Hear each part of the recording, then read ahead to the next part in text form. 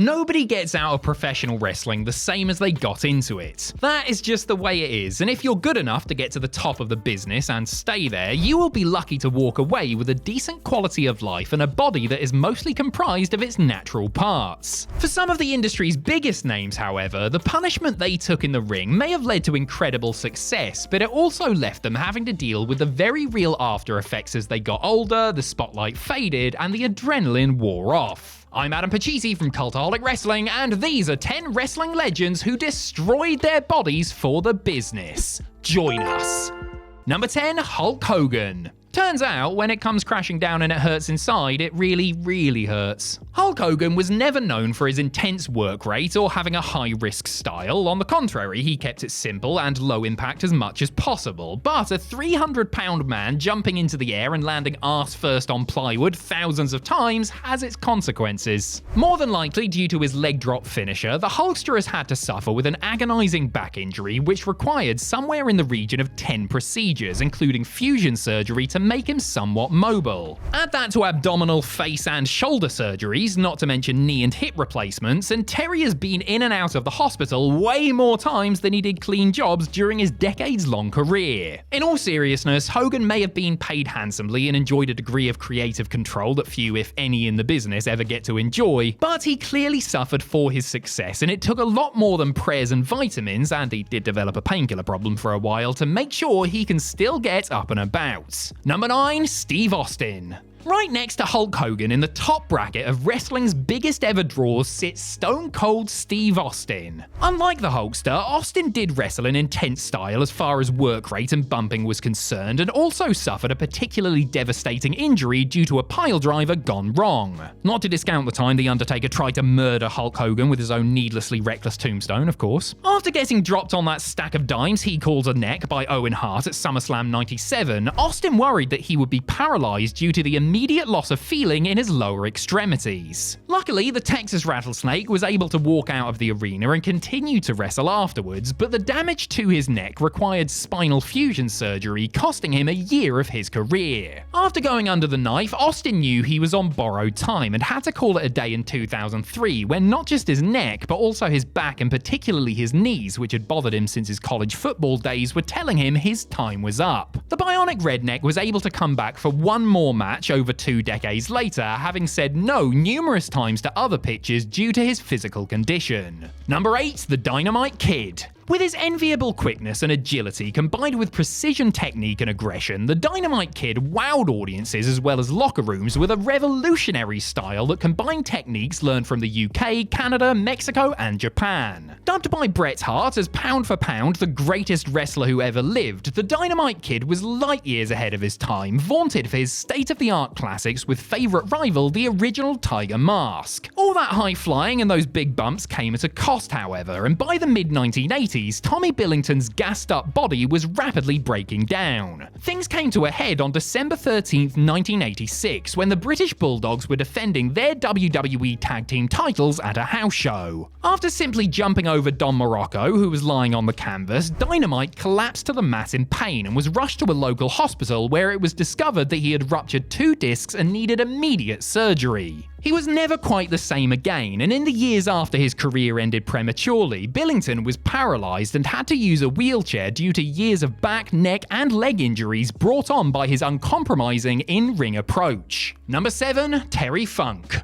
There is a scene in the acclaimed documentary Beyond the Mat where Terry Funk visits his doctor who, after giving the Funker some x-rays, expresses his disbelief that Terry is even able to walk, let alone wrestle, given that he had no cartilage in his knees. That was in 1997. Terry Funk wrestled his final match in 2017. It is a testament to the man from the Double Cross Ranch's toughness that he was able to keep going for as long as he did, when his body was beyond wrecked from a career that began in 1965. In his 2005 autobiography, Funk, who also suffered cracked vertebrae, untold number of concussions, and all manner of other debilitating injuries in the ring, admitted that his body screamed at him every morning and it was difficult to even get out of bed, much less move around once he did so. The former NWA World's Heavyweight Champion had, of course, tried many times to call it a day, retiring for the first time in 1983. He was beat up back then, and his Indian summer as a deathmatch king only put more miles on on a body that already had way too many on it to begin with. Number 6. Mick Foley. On the back cover of Mick Foley's tremendous first autobiography, Have a Nice Day, there is a picture of the best-selling author as Mankind annotated to show all the injuries he had suffered in his career to that point. These included a separated right shoulder, dislocated and fractured left shoulder, torn meniscus, torn abdominal, 2 herniated discs, 5 broken ribs, a bruised kidney, and,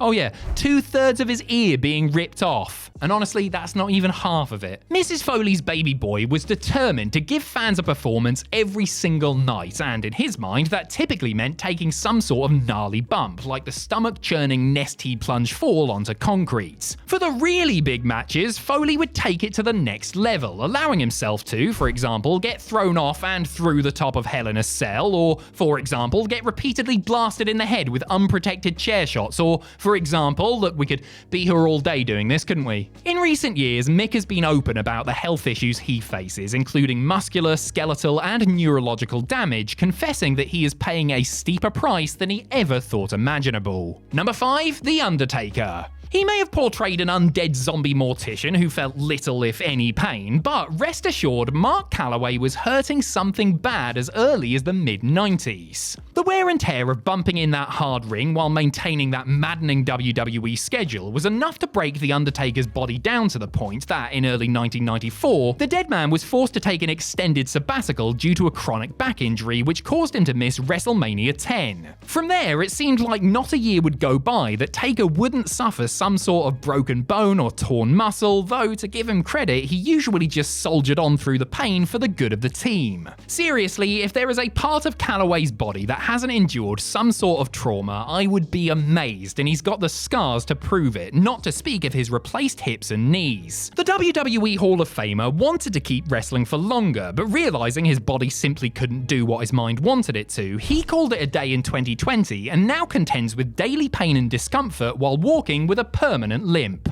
Number 4. Kevin Nash. Jim Cornette once famously said Kevin Nash only had 6 moves in his arsenal, one of which was a hair flip, in trying to make a point about Big Sexy's supposed lack of work rates. Sometimes referred to as Big Lazy, Nash perhaps came from the school of thought that it was better to work smart than work hard, but nobody can deny the physical toll his chosen profession took on his 7-foot frame. During his career, Nash suffered injuries to his bicep, neck, and famously his quad, while his back and knees suffered greatly from the wear and tear of the ring and the road. After retiring, the former WWE champion shared an image on social media showing his, in Nash's words, deformed and basically crippled body. He required a knee replacement and said getting his hips to realign was incredibly painful. The pain wouldn't end there for Nash, however, as in recent years he suffered with shoulder injuries and yet more back and neck trouble, for which he sought stem cell treatment. A pre-wrestling stint playing professional basketball along with heavy weight training can't have helped, but Nash's current plight is mostly down to his almost 3 decades spent in the squared circle. Number 3. Keiji Muto. Keiji Muto burst onto the scene in the mid-1980s for New Japan Pro Wrestling, and by the end of the decade had grown to international renown thanks to his work in WCW. Muto just blew minds as well as missed whenever he was in his great Muta guise, with moves like the handspring elbow and moonsault. He was one of New Japan's top stars during the 90s, but as the decade wore on, it was evident that the first-class performances and all those moonsaults were slowing him down. In truth, Muto's knees were shot, and in order to extend his career, he changed up his look and style, adopting a more ground-based approach and picking the Shining Wizard as a new finish, while reserving his backflip for special occasions only. This helped him continue at a high level for a long time, but the knee problems didn't go away, and he was forced to slow down considerably as the years wore on. By the time of his final matches in early 2023, Keiji could barely walk, but he managed to get through them on artificial knees and can now finally rest his battered body. Number 2. Scott Steiner. There have been few specimens in the history of pro wrestling quite like Scott Steiner. Whether teaming with his brother Rick or going it alone, a young genetic freak set a high standard with a style that incorporated an impressive blend of mat wrestling, suplexes, and high flying. And Steiner was no cruiserweight, cutting a breathless pace and doing all manner of moves that required serious strength and agility in countless epic matches during his prime. The upshot was that by the late 90s, Scott was very much starting to feel the effects of all those big bumps and the accumulated wear and tear, especially where his back was concerned, and had to take time away from WCW to rest it before coming back as Big Poppa Pump. After WCW went under, Scott had to take some time off, not just to heal up his back, but also because he had developed drop foot syndrome, a condition that he still struggles with to this day. Steiner was then broken down further with other ring-related injuries, including a completely torn ACL and torn trachea, which almost cost him his life in 2007. He won't sell it, and to look at him, he appears relatively okay, but Scott Steiner has been through the ringer and then some. Number 1, Kurt Angle. After Kurt Angle broke his freaking neck the first time during the 1996 Olympic wrestling trials, a doctor told him that his amateur career was over. Kurt disagreed and went ahead and won Olympic gold with a broken freaking neck anyway, before deciding to try his hand at the pro stuff. Naturally, repeatedly falling down on something very hard for a living didn't help his neck issues, and Angle suffered 4 separate breaks during his WWE career alone. Incredibly, Kurt kept wrestling for another decade plus while battling serious addiction issues before hanging up his singlet. He suffered many other debilitating injuries in the process due to a style and philosophy that meant that he gave it 100% every night, whether he was performing at WrestleMania or a small house show. Today, the Olympic hero continues to suffer from a multitude of health issues relating to his glittering career and has expressed his regret at not retiring earlier. Knee and shoulder replacements, back surgeries, and more neck procedures have been needed to not only help manage the constant pain, but also improve Kurt's deteriorating motor skills. It takes a lot of sacrifice to be a GOAT, and few know that more than Kurt Angle. Oh, it's true. It's painfully true.